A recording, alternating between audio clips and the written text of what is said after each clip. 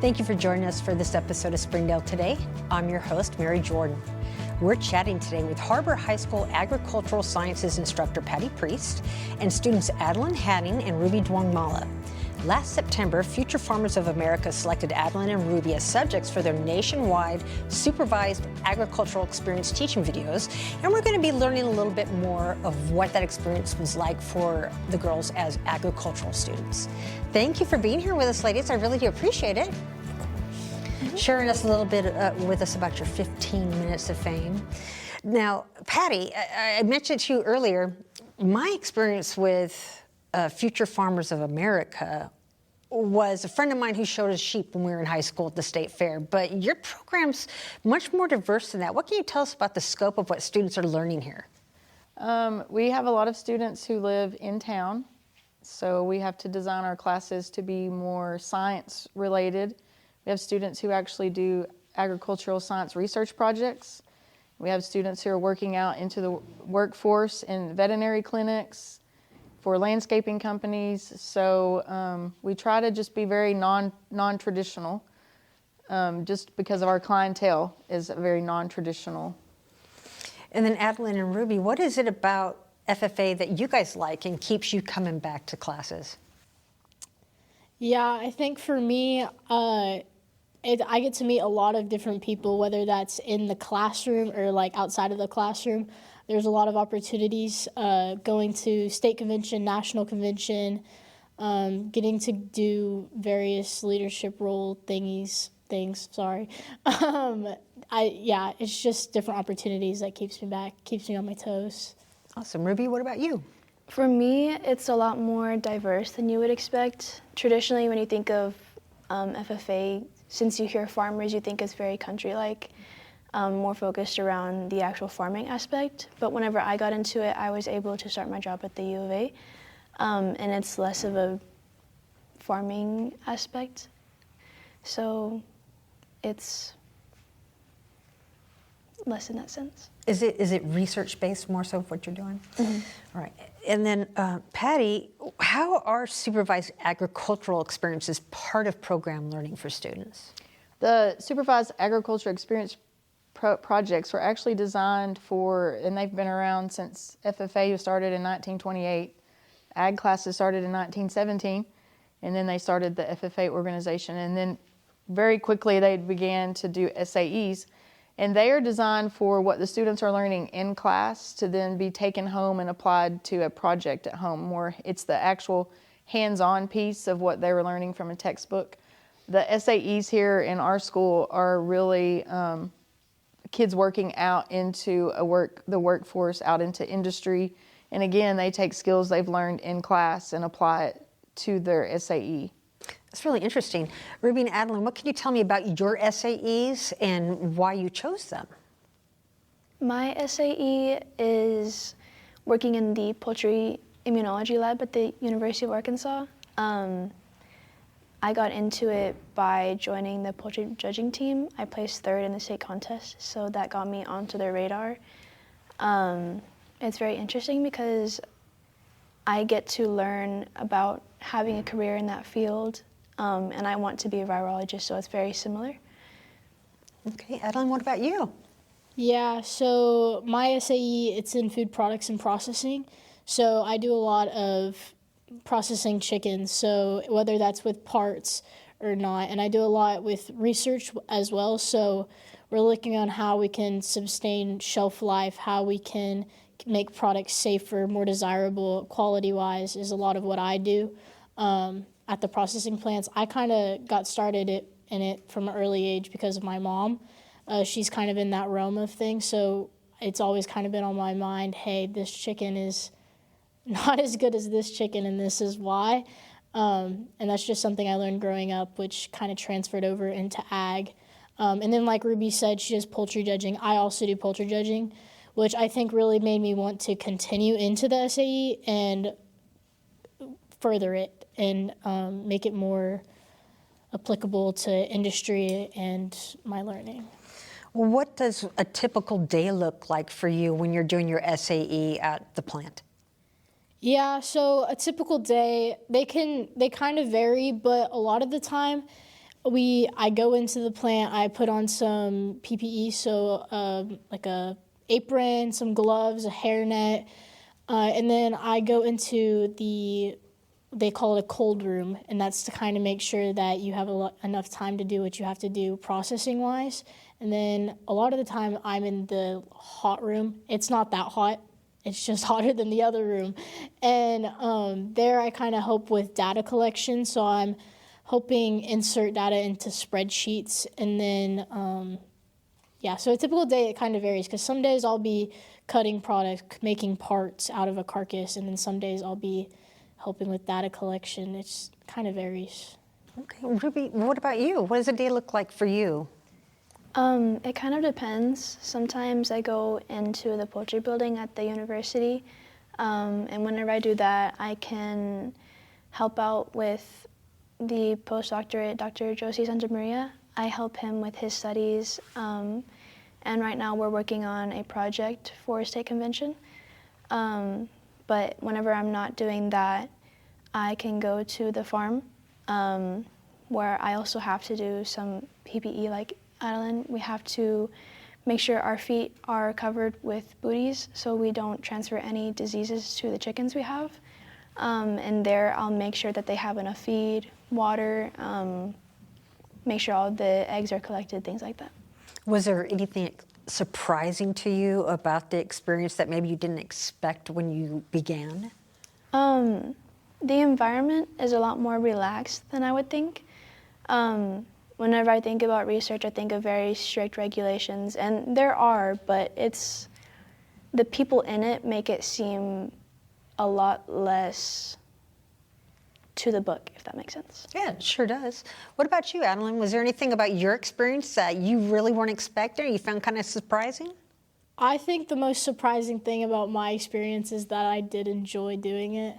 Like I said, I grew up kind of in the realm of food processing, quality, and everything. So growing up, I kind of wanted to do anything but that. But through poultry judging and kind of poultry judging, I do a lot of reading. So I kind of learned about it, the ins and outs, which also kind of went into helping me like doing it. So just liking to do it is kind of the most surprising thing. All right, we are visiting today with Har-Ber High School Agricultural Sciences Instructor Patti Priest and students Adalyn Hanning and Ruby Douangmala. And we're learning more about Har-Ber's agriculture and FFA program to include the SAEs that the students are involved in. So I'm curious, what happens with the information that you gather as a part of your SAEs? Is it being used in the real world? So for me, I've done some agri-science projects within my SAE. With those, I have written papers, which has gone towards my AP research class here at school. And so I guess that has kind of gone into educating the graders of that.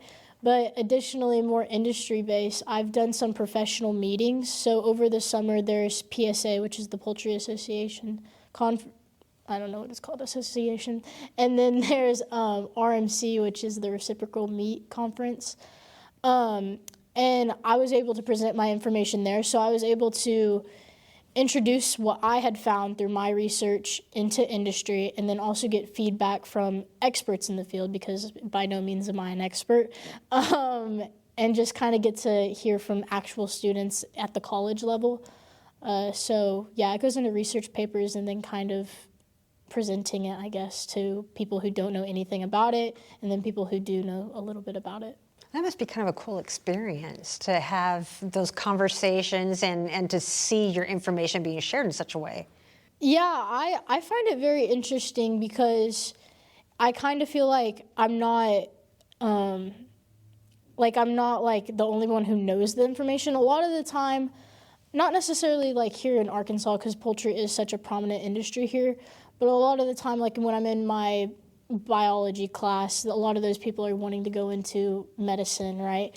They don't know much about it. So if I speak about, hey, I'm not going to be in class this day because of a contest, they're like, why? What are you doing? And I'm like, I'm learning, I promise. It's interesting to go somewhere and then them actually knowing kind of what I'm doing in regards to the background and everything.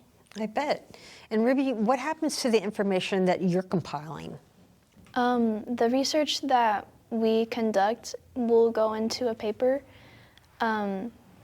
We review it with other researchers at the university, and we publish it so that other people have that information. The research we conduct is actually over different autoimmune diseases. So the chickens we have serve as animal models for humans, and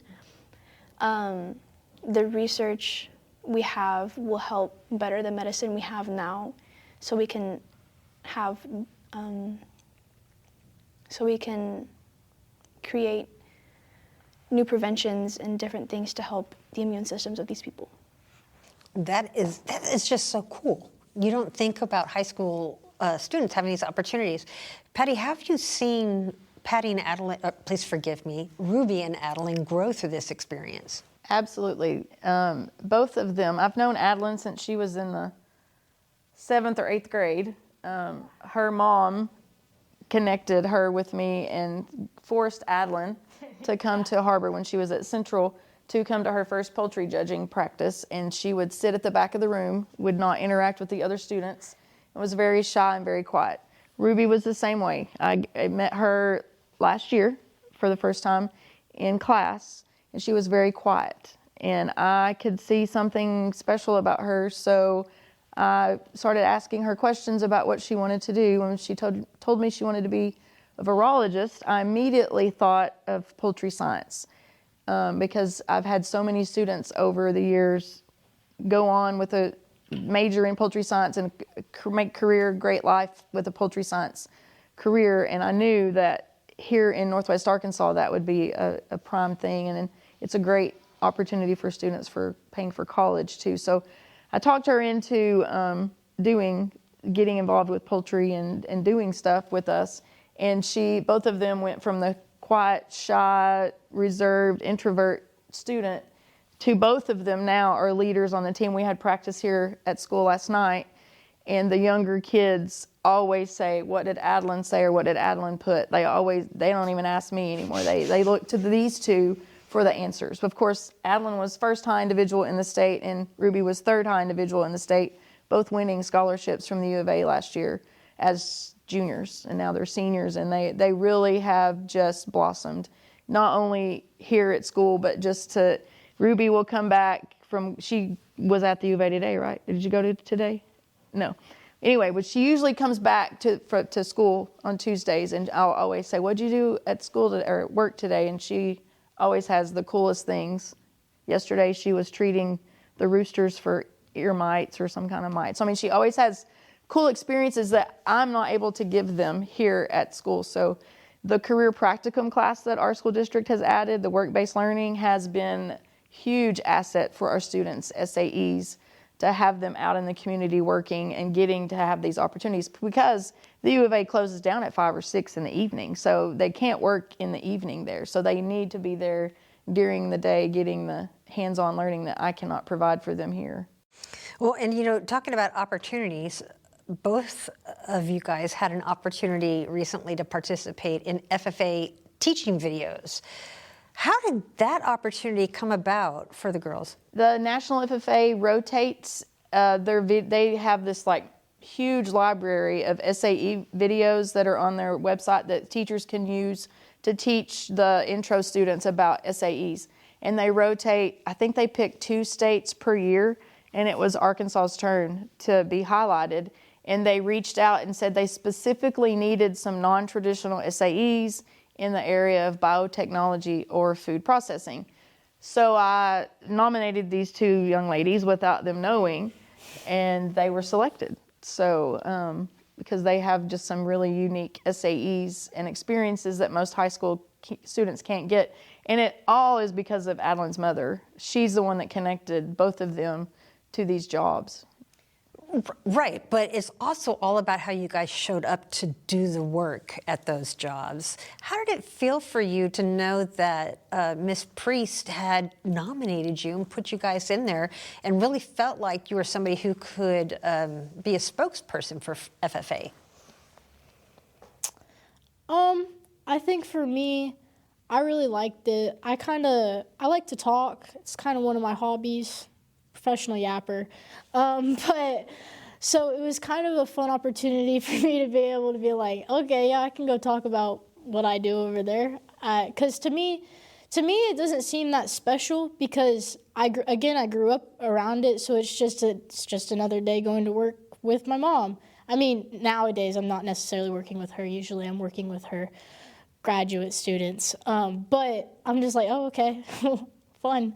And then going to do my own projects and doing all that, it was fun. It was definitely an experience. I wasn't surprised by any means that she did that.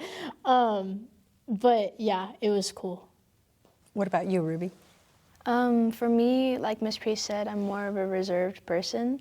I kind of go unnoticed and off the radar. So for somebody to want to come and film me specifically and ask me questions about what I do, it felt like a huge accomplishment. It felt like people actually noticed what I was doing when it didn't feel like it should be noticed. So it felt really cool that they wanted to interview me. I'm glad you got that opportunity then. And what was the day like when they came and they did the recording? What was that like? It was a bit chaotic. They had 2 people there, a cameraman and then a woman who interviewed me. We went through different parts of the building and they recorded different clips, having me do different things. So it was a bit hectic, but it was definitely an experience. Definitely an experience. Yeah, hopefully you won't say that about Springdale today. It was definitely an experience being on that show. What about you, Adalyn? What did it kind of look like for you that day? Yeah, so me and Ruby, we did it on the same day, but we did it in 2 different locations. I was at the processing plant and she was at the main poultry science building in the lab. Like Ruby said, again, it was very chaotic. I think there were a lot of people. I don't even know. There was a camera guy, a sound guy, the interviewer, right? And I was like, yeah. They gave me the questions beforehand, and I'm like, okay, I'll figure that out when I get there. I'm kind of a last-minute kind of person, and so it was definitely an experience. I was like, because some of the things that I was going to be demonstrating I hadn't done in like a few weeks. So I was like, hopefully we don't mess it up for the video. Hopefully it goes well. But yeah, it was chaotic. That's the best word for it, honestly. Yeah. Well, I saw the videos. They were both great. Yeah, they really did a great job. And so what about after high school? What are your plans for after high school as far as careers? I know that you talked about, I want to say studying viruses, because I don't think I can get the actual title out of my mouth. Why that particular area of study? I'm a person who tends to get bored easily. Something can intrigue me at first and I can be interested in it for a little while, but long term it doesn't last. But with viruses, they're a very gray area, so there's a lot to explore about them, meaning that I could study a different thing every day or even over a few months, So I think it's a career that would definitely hold my attention long term. That's really interesting. What about you, Adalyn? What do you think you might want to do following high school? Oh, following high school. So throughout this experience, I've definitely learned that I do not want to be a doctor. But I was kind of leaning towards poultry science, food science, kind of in the food technology kind of area, looking at quality aspects. On the industry side, though, my mom's more on the academic side, and I'm not really all about that life. I'm not about that life. But definitely like food technology, so seeing how one product is better than the other because of this aspect, whether that's flavor, texture, color. Yeah, so poultry science. And I want to focus on poultry. I'm not really into the red meats. Never really got into those. I tried. It wasn't for me. Poultry's just poultry. Is your lane? Yeah. Poultry's my I'm lane. going to stay in my lane. I'm not going to waver in that regard. Well, Adalyn, then why would you encourage other students to check out FFA? Yeah. Oh, why? FFA, sorry. FFA is an experience, and it's a good one, I will say. It definitely gives you a lot of opportunities. Like I said kind of in the beginning of the video, why I keep coming back. There's a different opportunity for me every year to achieve something at a high level. I really like to win. It's one of my probably my best and worst traits. It's something that I really desperately need in life. But so getting the opportunities to win, to succeed, is definitely a reason to come. Another thing is you just make a lot of friends. Like Ruby, I don't think I would have been friends with Ruby without FFA because our paths did not cross. She's in like band and stuff. I quit band in the 9th grade, was not for me. But yeah, so friends and opportunities, and there's just like opportunities. I don't really know what to say, but yeah, all that. I think you said it very well. What about you, Ruby? Why would you encourage people to check out the program? I think it's definitely something that people wouldn't really expect. Like I said, it's a very diverse program. It can connect people from very different backgrounds, like Adalyn said. There's a lot to it.